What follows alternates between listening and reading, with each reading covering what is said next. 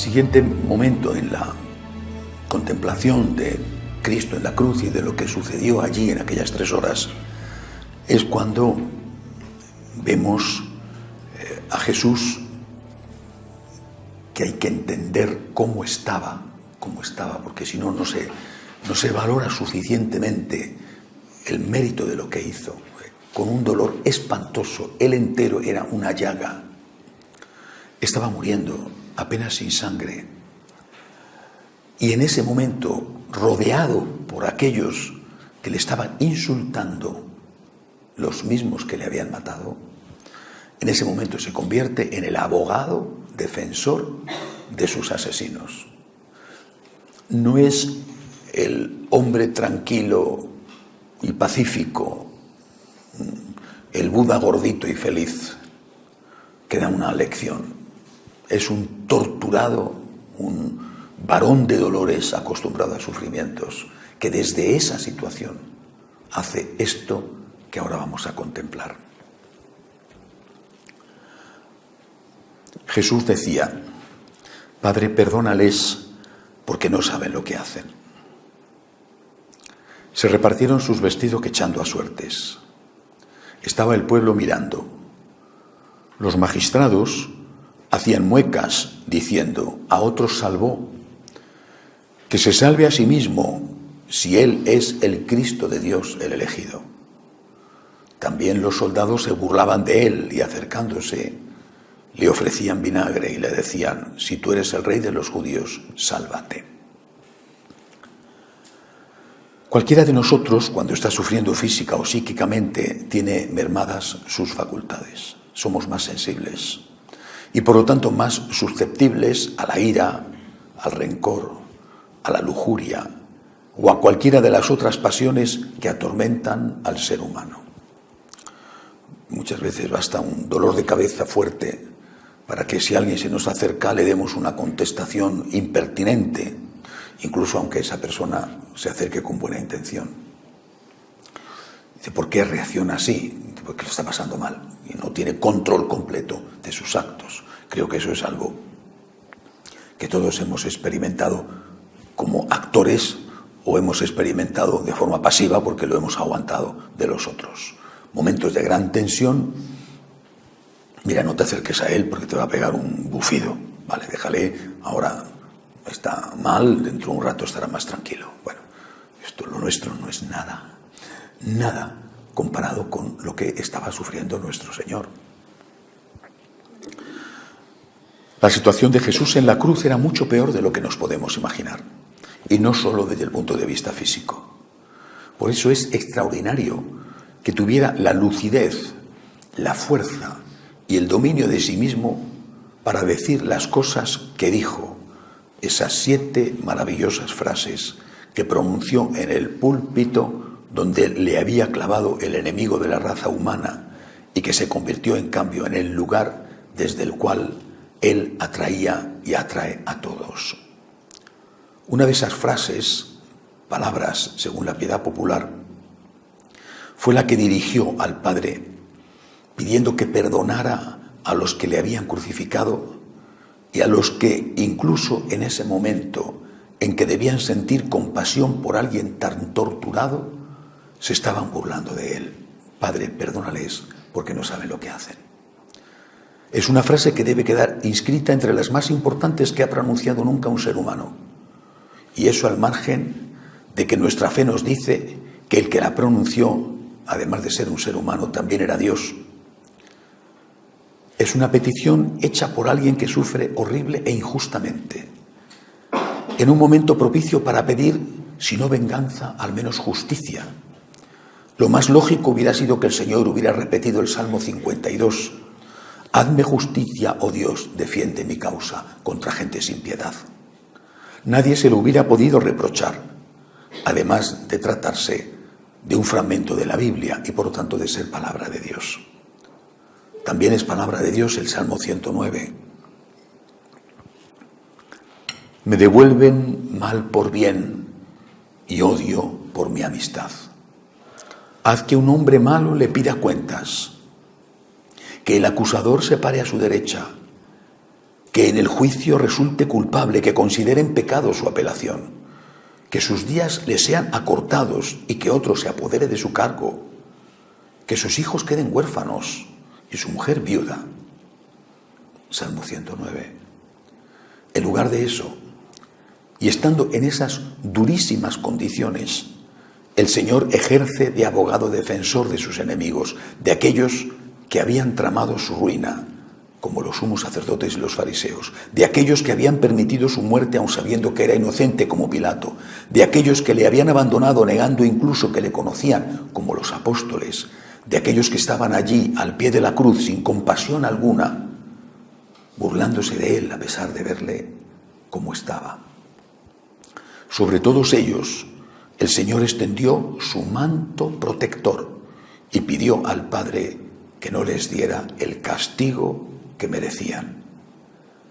Jesús expuso, para justificar su petición de clemencia, un argumento que tenía un peso relativo.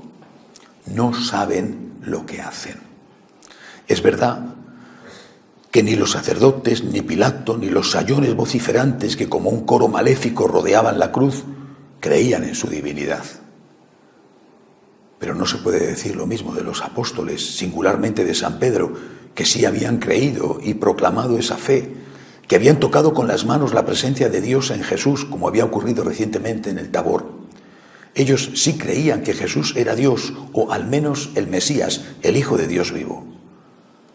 Pero si a los primeros les amparaba la excusa de que no sabían que Jesús era Dios, eran culpables, en cambio, de pedir o tolerar la muerte de alguien que sabían que era inocente. En un juicio humano, el motivo que alegó Jesús para defender a sus enemigos no hubiera tenido mucho éxito. Aquí la importancia está en quién es el que defiende, más que en el argumento de la defensa, porque el defensor es la víctima. Y esto es precisamente lo que hace extraordinaria esa frase, lo que le da una fuerza difícil de resistir. Jesús, el Cordero inocente que se ha entregado por los culpables, no se olvida en ese momento crucial tan difícil de la misión que tiene y que le ha llevado a ese extremo de dolor. Por eso se dirige al Padre recordándole que todo está ocurriendo para poder redimir al hombre, pero lo dice en voz alta para que nosotros lo oigamos. Al Padre se lo podía haber dicho en un pensamiento, para que sepamos que hasta el último instante pensó en nosotros y que cada gota de sangre, cada herida de su cuerpo, cada angustia de su alma, la había permitido y la aceptaba para nuestra salvación. Basta este momento, si es que no hubiera sido suficiente todo lo anterior, para caer de rodillas, llenos de agradecimiento ante tanto amor, ante tan increíble amor, que solo procediendo de un Dios amor pudo ser posible. Pero la petición de perdón de Jesús no solo amparaba a sus asesinos y cómplices por acción o por omisión, iba mucho más allá de todos los que habían participado en aquella carnicería. Se refería también a nosotros. Él se entregaba para conseguir el perdón para todos los hombres, y el ejercicio de su defensa nos beneficiaba también a nosotros. No hay que olvidar nunca que cargó sobre sus espaldas con los pecados de cada uno y que sus heridas nos curaron también a cada uno de nosotros. Pero nos ampara a nosotros la excusa de que no sabemos lo que hacemos cuando obramos mal. Es posible que si hubiéramos estado allí no hubiéramos participado en la conjura contra Cristo. E incluso es posible que nunca hubiéramos negado ser de los suyos. Pero cada pecado mortal es una ofensa a Dios, una negación de Dios, una traición a Dios. Y eso por parte de personas como nosotros, que no solo creemos en Él, sino que somos conscientes de la deuda de agradecimiento que tenemos con Él. Y a pesar de eso, pecamos. ¿Cuánta mayor culpa tenemos nosotros que tuvieron aquellos? ¿Cuánto más va a ser duro el juicio contra nosotros que contra ellos? Y por lo tanto, cuánto más necesitamos de la misericordia de Dios. Aunque la excusa que puso Jesús para pedirle al Padre que perdonara a los que le mataban no valga para nosotros, sigue contando el valor de la persona que aboga para conseguir que se nos perdone. Cristo, sacerdote y víctima, es nuestro abogado defensor y en Él está puesta nuestra esperanza. ¿Qué importancia tienen las palabras que le dirigen a Jesús los fariseos que están burlándose de Él mientras se encuentra agonizando? La escena de unos hombres que se burlan de un agonizante es terrible, porque indica hasta qué punto de miseria puede descender un ser humano. Ni sus espantosas heridas les movieron a compasión. Su crueldad era tan abismal como la del demonio, al cual servían en ese momento quizás sin darse cuenta. Y lo que es peor, ese odio procede de hombres que se creen justos, que son profundamente religiosos, que no faltarán a ninguna de las 613 prescripciones de la ley judía. Ellos, que se cuidarían mucho de no comer el nervio ciático de la cadera, precepto 194, o de no cocinar la carne y la leche juntas, precepto 196. No solo habían llevado a la muerte a un inocente, sino que conseguido ya su objetivo, se gozaban con su sufrimiento. Su conciencia era tan retorcida que la compasión no encontraba sitio en ella. Un pagano, como el jefe Galo Breno, fue capaz de tener compasión de Roma cuando la conquistó en el año 396 a.C. y exclamó: Vae victis, ay de los vencidos. Un fariseo y un sacerdote judío de aquel tiempo seguía insultando a Cristo a pesar de verle torturado y sufriendo de aquella manera tan espantosa. Pero Jesús también sobre ellos, también sobre aquellos que se reían de él, extendió su manto protector y también para ellos pidió al Padre perdón y no justicia. Además de esto, es interesante ver el argumento que usaban sus enemigos para burlarse de él. A otros salvó, que se salve a sí mismo, si eres el Cristo de Dios, el elegido. Le estaban pidiendo una demostración más de su poder divino, un milagro más, como si no hubieran sido suficientes todos los que había hecho.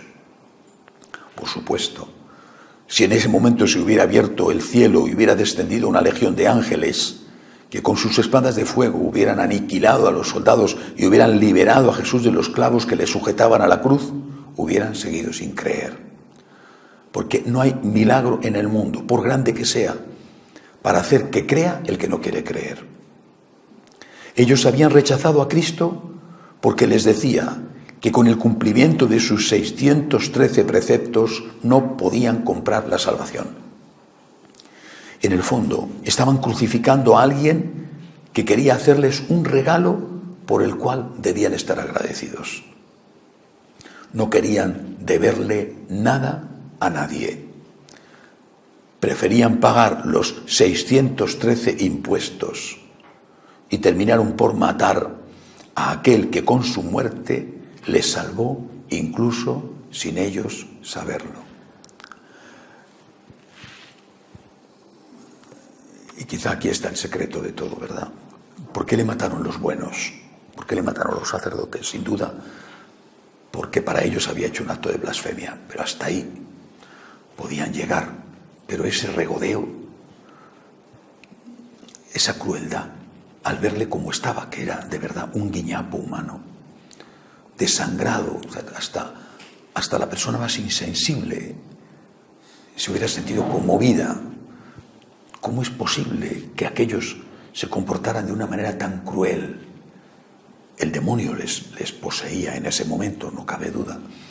Pero además de esto, había otra cosa de fondo. Lo que Jesús venía a decirnos es que la salvación era un regalo de Dios y que el cumplimiento de unas normas, 613 para ellos, 10 mandamientos para nosotros, el cumplimiento de unas normas no excluye que la salvación sea un regalo. La salvación es un regalo, por lo cual tenemos que estar agradecidos. El cumplimiento de las normas es la firma del documento que trae el portador del regalo. Si no firmas, no te puede dar el regalo. Pero si firmas, el paquete que te da sigue siendo un regalo. No pagas como has comprado un objeto cuando firmas, simplemente dejas constancia de que eres tú. Tus buenas obras permiten que el regalo llegue a ti. Si no tienes buenas obras, el regalo de Dios no puede entregártelo el mensajero. Pero el hecho de que firmes no hace que eso deje de ser un regalo. Lo que no querían era agradecer. Este era el asunto. Lo que no querían era agradecer, la soberbia. De nuevo el demonio. Primer pecado, la soberbia. Y muere Jesús por un acto de soberbia de aquellos que son sus enemigos. No quieren agradecer. La soberbia se vence con la humildad. Y el primer fruto de la humildad es el agradecimiento. Señor, yo no merezco tu perdón. Yo no merezco que has dado la vida por mí. Señor, yo no te merezco, pero te necesito. Gracias, Señor, gracias. Aunque haga todo, los 613 preceptos, si tuviéramos que hacerlos, aunque entregue mi vida, aunque diera mi vida por Cristo, no compro la salvación. Es un regalo de Dios. Y por eso, gracias, Señor, todo, gracias, Señor, todo por acción de gracias a ti, Señor. Hacemos un momento de oraciones.